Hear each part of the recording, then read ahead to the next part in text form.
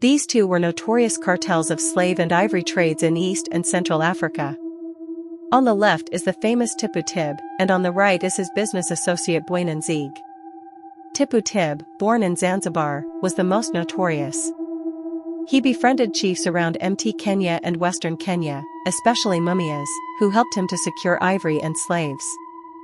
Quidale, now known as Kidale, was the holding market, where slaves from the hinterland collected by Tipu Tip and his agents were kept prior to being marched to the coast. Inside the Quidale slave market, Tipu Tip agents slept near the entrance to prevent the captured from fleeing.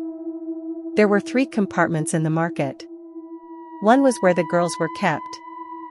Second was where the boys were kept and castrated. Third was where mature men were kept constantly shackled in eights to a heavy log by iron chains. Why were the boys castrated? The answer lies in a vague response a Nubian agent working for Tipu Tip gave Colonel Meinertzhagen. Castrated boys were top quality for the market and were best looked after at Quidale as they were the most valuable.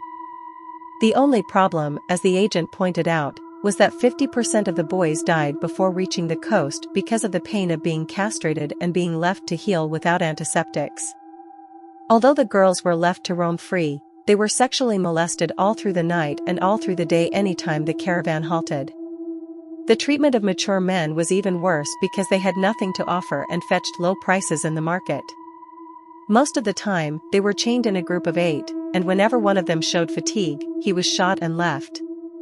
The trade made Tipu Tip to be one of the richest people along the coast of East Africa. His trade connections extended as far afield as Cameroon and Zaire. Among his prominent customers were the Sultan of Zanzibar and Sir Henry Morton Stanley.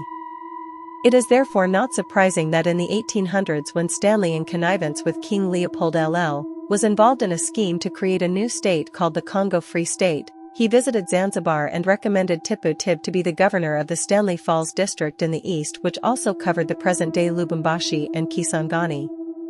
King Leopold LL approved the appointment of Tipu Tip, who became the most influential individual in the eastern Congo with 50,000 guns at his disposal. Belgium's rule was marked by incredible brutality and the exploitation of the native population in order to extract ivory and rubber. Perhaps that's why Stanley and Leopold LL chose the brutal Tipu Tip as governor to further their commercial interests. With more European colonialists arriving in the Great Lakes region and with his contract also nearing the end, Tipu Tip knew it was just a matter of time before his administration collapsed. He returned to his homeland of Zanzibar, where he invested in huge clove farms and continued with